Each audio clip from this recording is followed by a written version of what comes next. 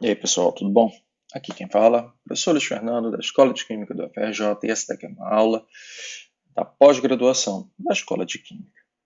Bem, essa daqui é a disciplina que é 749, Métodos Numéricos Aplicados, e a gente vai continuar conversando sobre integração numérica. Mas hoje a gente vai falar sobre uma outra forma de tratar um polinômio para realizar essa integração numérica, representar, na verdade, a função que vai ser aplicada na integração numérica. E hoje a gente vai falar então sobre a formulação de Newton-Cotes. Bem, a formulação de Newton-Cotes é baseada em um polinômio que representa a função desejada. Tá? E a nossa ideia é justamente colocar dentro, representar a função através desse polinômio interpolador de Newton, né? E colocar dentro da, da, da estrutura da integração numérica. Tá? Bem, para a gente montar essa estrutura aqui, primeiro eu gostaria de falar sobre a aplicação em si de um polinômio. Tá? E no caso aqui vai ser um polinômio interpolador, e portanto ele precisa ser aplicado em determinados pontos no espaço. E portanto, a gente vai trabalhar com um determinado conjunto de pontos. Tá? Dependendo do número de pontos, você consegue ajustar mais e mais termos do próprio polinômio. Tá? Então essa daí é a primeira premissa que eu deixo para você. Esses pontos aí é o que nós vamos chamar de stencil para a aplicação do polinômio em si. Então pode ser que você use 2 pontos, 3 pontos, quantos pontos forem necessários para realizar esse ajuste da função. A outra coisa que eu gostaria de mostrar para você, ressaltar para você, é que para esta abordagem, esses pontos eles são igualmente espaçados. Então, existe uma diferença entre esses pontos que eu vou chamar de ΔX e na minha nomenclatura aqui eu vou chamar esse ΔX de H. Tá? Então, o espaçamento entre os pontos nesse stencil eu vou chamar, né, de H. Tá? Então tá aqui, olha. E eles são igualmente espaçados. Não sei se eu já comentei sobre isso, mas essa é uma das características dessa formulação. Agora eu quero falar um pouquinho sobre o polinômio interpolador. E aqui eu peço um voto de confiança. Por quê? Os polinômios de Newton-Cotes eles não foram explorados dentro dessa disciplina. Mas é possível deduzir, representá-los sem grandes mistérios. Na verdade, o grande mistério eu vou mostrar aqui para você como funciona, como é aplicado mesmo. Mas a ideia desse cara daqui é muito, mas muito parecida com uma representação em série de Taylor. Tá? Aonde eu tenho esses termos aqui, tá? S, e eu tenho esses ΔF aqui. ΔF, ΔF ao quadrado, ΔF zero, né, ao cubo, e assim por diante, até o final da série. Esse último aqui é um ΔF AN. Tá? Note que esse ao quadrado, o ao cubo e assim por diante, ele não representa exatamente uma exponenciação, mas ele representa um grau de avaliação como se fosse uma derivada. Olha só, vamos lá. Eu vou voltar ao que eu tinha falado antes, hein? Esse cara daqui, ele se parece muito com o quê? Com uma expansão por série de Taylor, que inclui determinadas derivadas. Então, é uma modificação da formulação de Newton, aonde esse moço aqui, ΔF0, representa a derivada primeira, o delta 2F0 representa a derivada segunda, derivada terceira para cá, derivada N, e esse cara daqui é o resíduo. Tá bom? Então, essa daí é a primeira coisa que eu gostaria de ressaltar. E apareceu também aqui uma formulação, na verdade, uma variável chamada S, tá? Que é uma modificação da forma de calcular os espaçamentos lá no própria expansão por série de Taylor, usando essa variávelzinha aqui, que nada mais é que apenas uma mudança de variável em relação aos espaçamentos, em relação às diferenças aqui nesse stencil, tá bom? Entre os pontos no stencil. E o que é esse cara daqui? Tá? Ele representa, esse S, agora eu estou olhando aqui para baixo, tá? Ele é x menos o ponto base, no caso aqui o ponto onde a função é avaliada, que eu vou chamar aqui de x0, dividido pelo espaçamento. Espera aí, se é x menos x0 dividido pelo espaçamento, o valor que eu vou obter para essa variável, essa aqui, S, é justamente a quantidade de espaçamentos H que eu tenho no stencil. O que isso significa? Se S é igual a 1, eu estou avaliando um único espaçamento. S igual a 2, eu estou avaliando 2 espaçamentos. S igual a 3, 3 espaçamentos e assim por diante. Então, ele vai ser do ponto base, digamos que o ponto I seja o ponto base, até o ponto final aí da tua avaliação dentro do stencil. Tá bom? Então, essa daí é a segunda ideia que eu gostaria de passar para você. Calma, que eu ainda vou trabalhar melhor o polinômio. Note que ele tem essa regra de progressão termo a termo, em que ele usa uma formulação baseada em um binômio. Tá? Na verdade é isso. Tá? Isso daqui, você pode ver que tem um padrão. O primeiro é S, depois ele vai pegar e dividir por 2, assim como é feito na expansão por série de Taylor, onde esse cara daqui é 2 fatorial, 3 fatorial, tá? Que vai dar 2 vezes 3, até onde eu sei dá 6, e assim por diante. No final, eu tenho a formulação geral, onde eu tenho um n fatorial aqui embaixo. Tá? E na parte de cima dessa fração eu tenho primeiro o S, depois eu vou ter S multiplicado por S menos 1, depois eu vou ter S multiplicado por S menos 1, multiplicado por S menos 2. Eu gostaria de ressaltar o seguinte, olha só como essa progressão está avançando aqui nessa série. Eu estou no terceiro termo, na verdade aqui no quarto termo da série, mas o termo que se refere à derivada terceira. E eu vou até S menos 2. Tá? Então, olha só, 2, 3. Então, os termos que vão aparecer aqui, eles sempre estão associados a uma ordem inferior à aproximação da variável delta, tá bom? Do delta f. Então, olha só o último termo, que é o termo geral da expressão. De fato, ele vai seguir o mesmo princípio. Ele vai fazer S, S menos 1, menos 2, quantos termos tiver aqui nessa série, S menos N menos 1, considerando que o termo da série, tá, ele vai até N. Tá? O termo do delta da série ele vai até N. Tá? Então, essa daqui é a ideia geral de como eu consigo montar o polinômio Ford Difference de Newton, também chamado de Newton-Cotes. Acredita em mim, ele funciona, tá? Ele é um carinha legal. E eu ainda tenho como representar o resíduo dele. Tá? A formulação do resíduo, eu posso escrever, na verdade, todos esses itens aqui de uma forma mais compacta, usando uma forma de binômio, mas eu gostaria de deixar aqui em cima, registrado. Deixa eu aumentar para deixar uma letra menorzinha. Então, esse cara daqui é o Rn-1, e eu posso escrever como binômio, avaliado em S, indo até o termo n mais 1, multiplicado por 1h,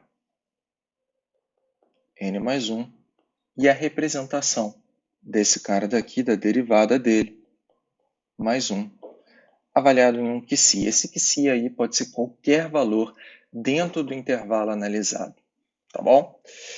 Ou seja, uma variável genérica. E o que a gente já conversou, esse moço aqui, ele é o resíduo, né, desse polinômio, e, portanto, ele está atrelado à ordem de aproximação desse cara. Então, quando eu for analisar o cálculo desse resíduo aqui, de fato, eu vou olhar para a ordem do ΔX, ou seja, do H. E aqui vai ser um H elevado a N mais 1. Tá? Bem, essa daqui é a ideia geral. Deixa eu ver se tem mais alguma coisinha. Na verdade, é a mesma formulação. Eu poderia ter escrito todos esses termos aqui do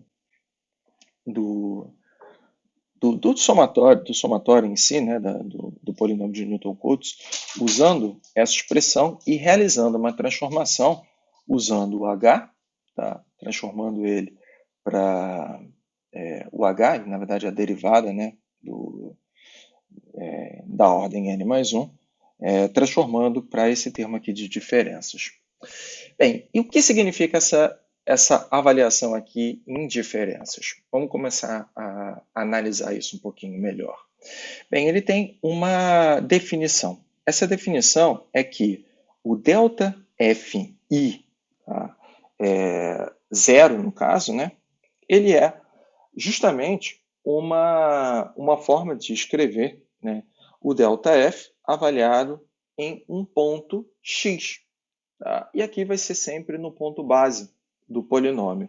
Delta x0, tá? Aqui delta x0, delta x0 também, só que na segunda ordem, delta x0 na terceira ordem. E como é que eu calculo isso? Bem, eu calculo usando essa expressão. Isso é o que a gente chama de montar a tabela de diferenças. Como ela é montada? Agora vamos lá, muita calma nessa hora. Muita calma nessa hora. O que eu comentei com você na aula passada? A proposta da integração numérica é justamente utilizar pontos discretos. Pontos discretos significa o quê? Eu tenho um valor de x e eu tenho o valor da função nesse ponto. Eu tenho um valor de x, x1, tá? Um valor da função nesse ponto x1. E, portanto, eu tenho uma tabelinha de dados que está aqui. E, através dessa tabelinha, eu vou calcular a tabela de diferença. Lembrando que, na prática, eu estou tentando representar uma característica da derivada primeira, da derivada segunda, da derivada terceira e assim por diante, aqui dentro, e quantas forem necessárias para fazer esse cálculo. Tá bom? Então, olha só, usando essa formuletinha, repara o seguinte. Para calcular os ΔF0, ΔF1, ΔF2, quantos ΔF eu precisar aqui, eu vou utilizar dois pontos F. É isso que está escrito aqui, certo? Então, olha só, eu vou pegar e vou escrever aqui embaixo o que está, na verdade, definido aqui no próprio slide. Então, eu vou escrever aqui embaixo, pequenininho. ΔF0 vai ser calculado como? Bem, ΔF0, eu tenho f de mais 1 menos fi, e, portanto, esse cara daqui vai ser f1 menos o f0. Então, eu vou dar um zoom agora aqui na tabela de diferenças, e aí você vai perceber o seguinte. Para calcular o ΔF0, eu só preciso desses dois valores aqui. Tá? Note que essa fórmula ela poderia se estender também se eu quisesse calcular. Eu não vou usar no polinômio, tá? Mas só estou explicando a tabela de diferenças como funciona. Se efetivamente eu precisasse calcular nessa formulação o delta F1, como seria a proposta? Na verdade, seria igualzinha. Tá? O delta F1 ele vai seguir essa mesma formuleta que está aqui embaixo.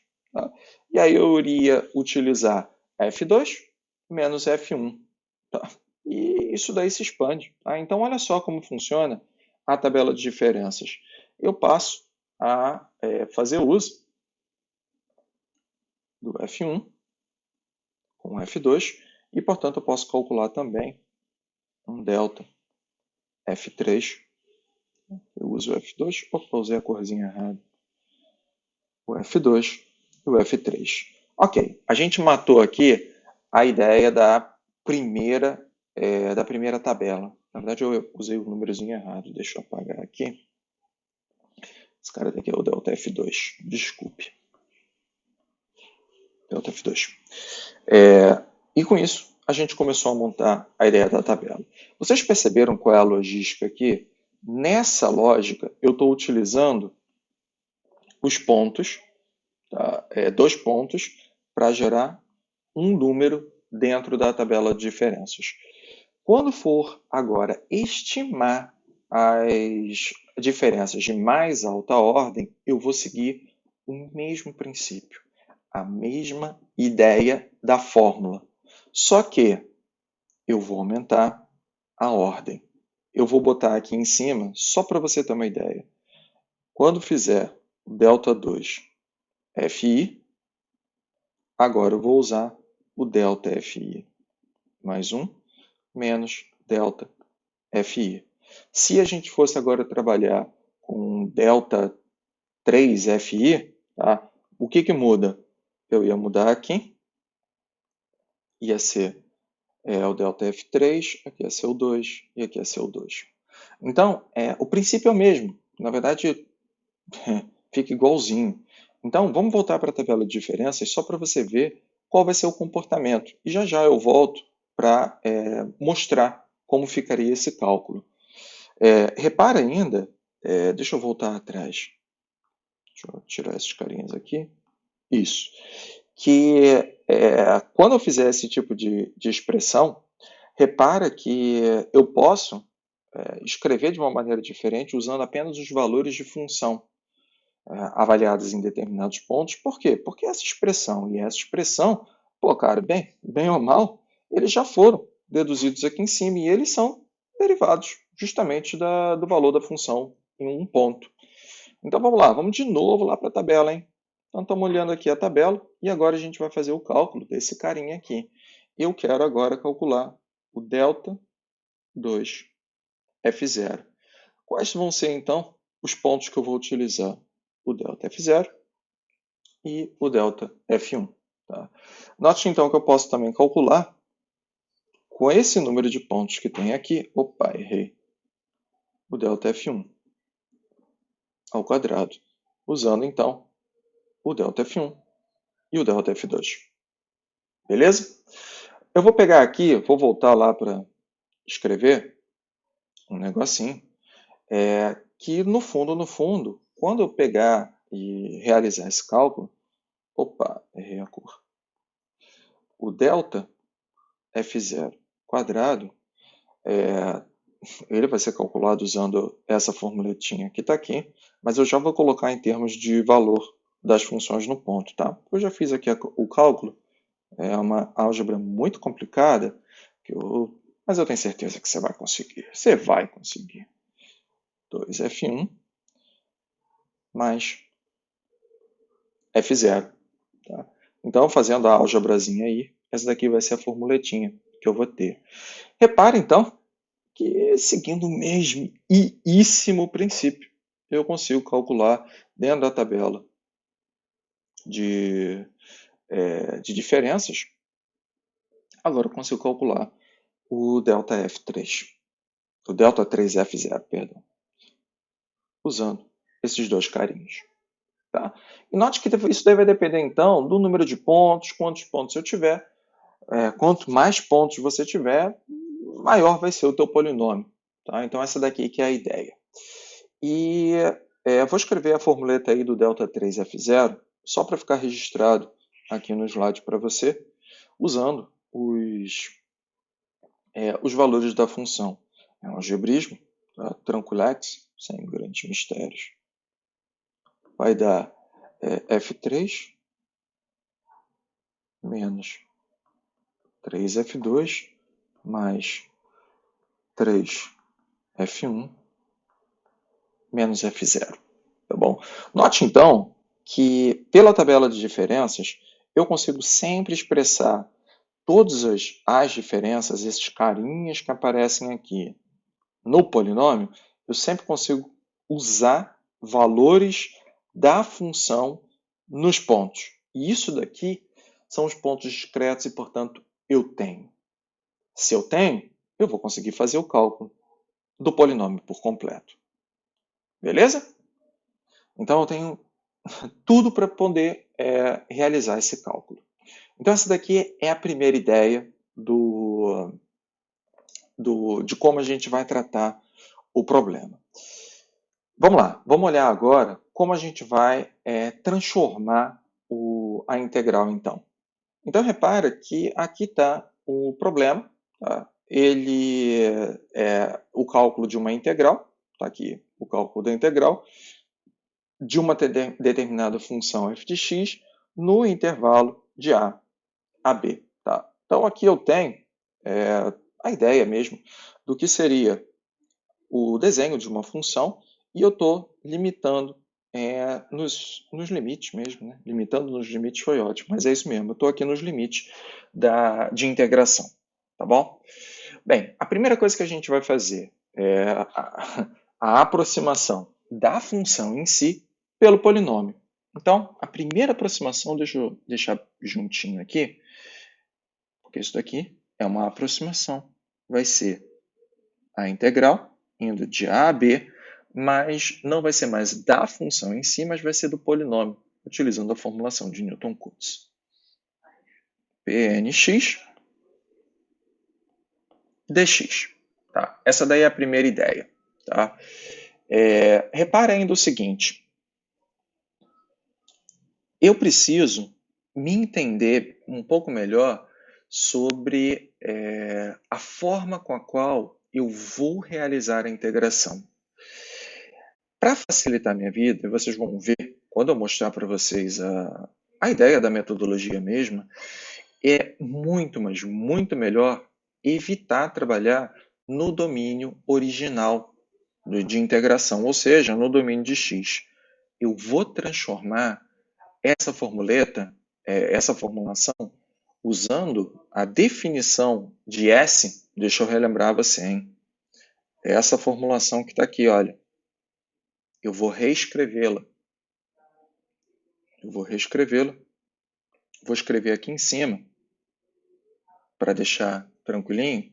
Olha, eu vou escrever assim. X é igual a x0 mais S vezes H. Beleza? E eu quero mudar, então, a forma da integral. Eu vou mudar o domínio de x, eu quero para o domínio de S. Como é que a gente faz isso? Eu vou pegar essa expressão e vou montar aqui uma derivada. Eu vou derivar. Então, vai ser d de x é igual... Bem, x0 é justamente o ponto inicial da tua integração. Então, olha só para explicar direitinho, o x0, no fundo, é o ponto inicial. Portanto, ele está aqui. Ele vai ser o x0 aqui embaixo. E o intervalo final, né, o b, ele vai ser o final. Né? Ele vai ser igual a x0 mais a quantidade de espaçamentos que eu vou querer utilizar, a variável s, multiplicado por h, pelo espaçamento. Ou seja, do intervalo de a a b, eu já estou esperando ter... Eu vou botar em vermelhinho para ficar lindinho, ficar bonitinho. Intervalos, imagina, tá? Porque eu não estou conseguindo desenhar tão bem, mas esses aqui são intervalos. H. E aí eu vou ter quantos intervalos H a formulação exigiu, ou seja, S, intervalos H. Então, repara no seguinte, x0 para mim é o quê? É uma constante, é um limite da integração. Então, eu pergunto para você, qual é a derivada de uma constante? Esse cara é zero. Tá? E, portanto, aqui na mudança de variáveis, a derivada de x0 é zero, S multiplicado por H, isso daqui vai me dar H ds. Tá bom? Então, olha só, o que vai mudar com essa mudança de variável? Eu quero representar agora a integral, não no domínio de x, mas eu quero representar no domínio de S. Então, agora eu vou trabalhar com h, o polinômio avaliado em S, integrado em S. Tá? Repara, então, que a única coisa que eu fiz foi substituir aqui o dx por HDS. Tá bom? E mudei. Sim, porque eu posso mudar, eu não tenho problema em fazer isso, porque, enfim, eu tenho a forma de conversão. Eu vou tratar o polinômio agora no domínio de S, mas eu ainda tenho um problema. Por quê? Os intervalos agora, eles também precisam ser compatíveis. A e B, eles são tratados como? Eles são tratados como o domínio de X. Tá? Mas eu preciso tratar eles agora. S avaliado no ponto A e eu preciso de S avaliado no ponto B. Tá bom? Então vamos lá, vamos para o gráfico, vamos ver se a gente se entende com isso. Então repara que essa daqui vai ser a forma que eu vou tratar a integração numérica, a partir dessa expressão. Vamos lá então, muita calma nessa hora. Eu vou escrever aqui, eu vou repetir na verdade a expressão x é igual a x0 mais S representando o número de espaçamentos vezes H, tá bom? Só que olha só, eu vou avaliar agora nos limites. Então, a gente vai olhar dos limites em x. Ou seja, A é igual a x0 mais SH. Tá bom?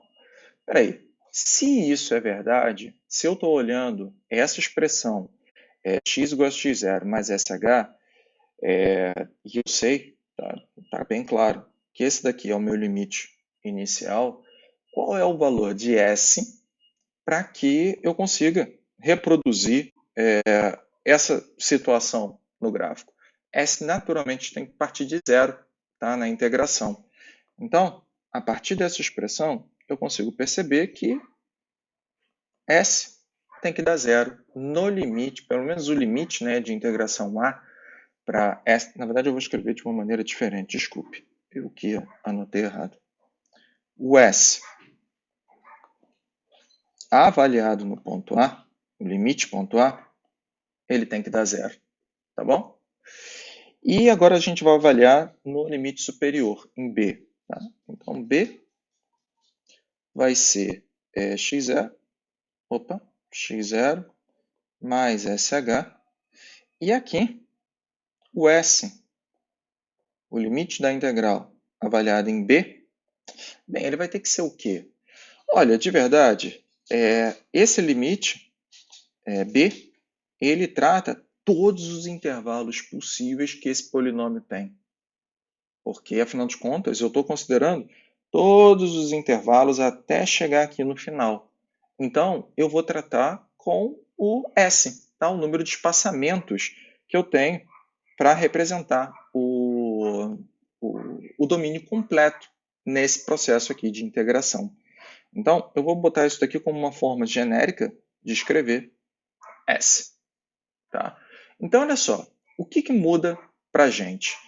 Se a gente pega e escreve agora a formulação da integral em si, eu vou escrever ela aqui, I é igual.